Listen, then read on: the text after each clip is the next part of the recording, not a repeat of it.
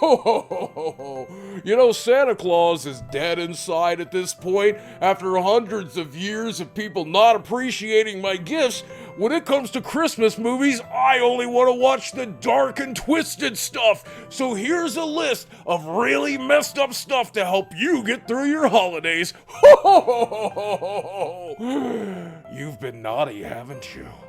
The story A Christmas Carol is dark by nature, just because it has ghosts and spooky things in it and dealing with death. But this version of A Christmas Carol, released back in 1988, stars Bill Murray, and it involves everything from zombies to homeless people freezing to death to nipples. Yeah, I mean, this is definitely a much more modern take of this classic tale, and I never skip a holiday season without watching it. Now, I also wanted to put A Muppet's Christmas Carol on the list because it's a little dark, but Scrooged is so much darker. Doesn't matter which version you're watching of A Christmas Carol, it's always going to be a little bit creepy, but I think this might be the creepiest one. Another movie that a lot of people do not remember is a Christmas film is the original Gremlins, and this is a classic that I never skip during the Christmas season. It is dark, it is twisted, it is gross, it is weird, and it seems like it's made for kids, but it has one of the most messed up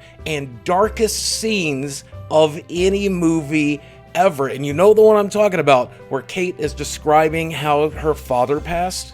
Firemen came and broke through the chimney top, and me and Mom were expecting them to pull out a dead cat or a bird, and instead they pulled out my father. Next up is Bad Santa, starring Billy Bob Thornton and a fat kid. And you know, I'm going to relate to any fat kid. And this movie is kind of off the rails at points. It's definitely got some adult language. It's definitely got some adult themes, so I would not necessarily watch this one with your kids. I'd also like to tell you it's a tale of redemption where, you know, Billy Bob Thornton's character learns all about the meaning of Christmas, but I do not want to spoil this movie for you. But it is absolutely one you should watch. Die Hard is also an action thriller, but it's also a Christmas movie. Don't forget that this is a Christmas movie. People argue that it's more of an action thriller, that it's more about the violence and everything else, and that's true, but don't forget it takes place at Christmas. So if you're just looking for an excuse to rewatch Die Hard, the holidays is the perfect excuse. This comedy is from when I was very, very young. This gives you an idea of how old I was. I would watch this every Christmas when they would play it on HBO as a kid. It's got Dan Aykroyd, it's got Eddie Murphy in it, so you know this film has to be good, but it is about a person who's very rich made poor and someone who's very poor made rich, all for the Christmas season for the purposes of a bet. It's directed by John Landis, so you know it's gonna be good, and just about everything about this film is amazing. And to me, it's another Christmas classic. If you've never watched it and you're looking for something new to watch this year with a dark comedy slant, this is probably right up your alley. It's got prostitutes, as played by Jamie Lee Curtis. It's got parties, it's got drugs, it's got money, it's got Wall Street corruption. It's got everything in it that you could want from a Christmas film. Now, if you're a fan of Stanley Kubrick and you're looking for something with a very adult theme to it, did you know that Eyes Wide Shut also takes place during Christmas? So if you're looking to snuggle up with your significant other, your person, and enjoy getting laid under the Christmas tree, then I think this is a perfect movie for you. I've watched it a couple of times. The plot doesn't really make a lot of sense to me. I don't really understand what's going on, but boobs. Christmas boobs. I like Christmas boobs. Speaking of dating myself, Lethal Weapon from 1987 is another Christmas film. Includes Mel Gibson even going absolutely nuts in a Christmas tree lot. There's definitely some dark themes to this one specifically. Mel Gibson considering deleting himself throughout the film because he's having trouble getting through the holiday season with his ex-wife. So, bit of a trigger warning there for the people who are sensitive about that type of thing. But in the end, I do think it has a very uplifting, positive message. And the entire movie starts with a poisoned hooker. So you can't go wrong with this one. There's lots of explosions, gun violence, bad guys, and of course, Mel Gibson and Danny Glover, two of my favorites, even if they have both probably been canceled by now. And then going all the way back to the beginning of cinema, The classic Christmas tale is one of the darkest ones ever made, and that is It's a Wonderful Life. A story about a man wanting to delete himself and finding out as to why he shouldn't.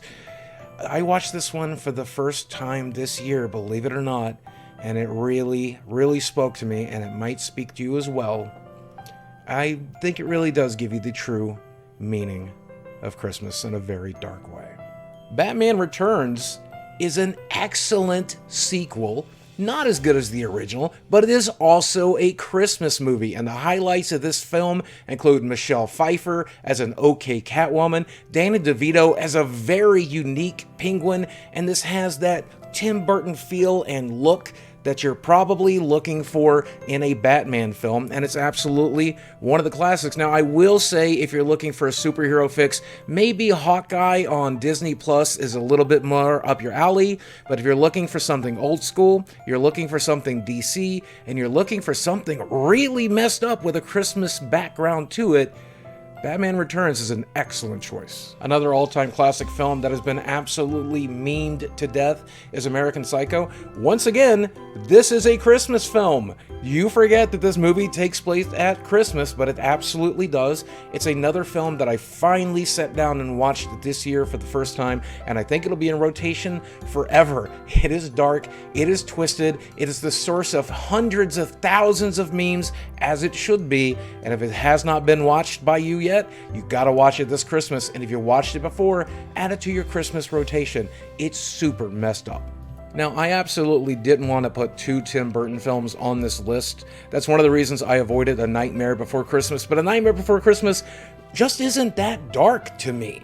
However, Edward Scissorhands is a Christmas film, and it is exceptionally dark. I mean, it's family-friendly enough to where most people know this character, and he's kind of been in the American lexicon for quite some time.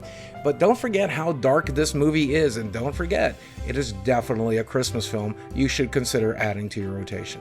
And finally, this is mostly just an excuse to recommend one of my favorite movies of all time, The Princess Bride. If you've not seen this movie and you're into fantasy, or you're a fan of Andre the Giant, you're just going to absolutely adore this film. If you have seen it, Christmas is a good excuse to go back and watch it, because technically the telling of this tale, the reading of that book, takes place during the Christmas season.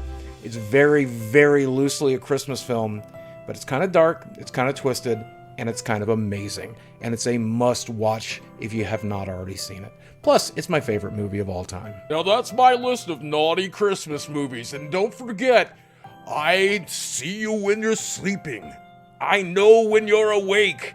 I know if you've been bad or good. And I'll come to your house on Christmas Day.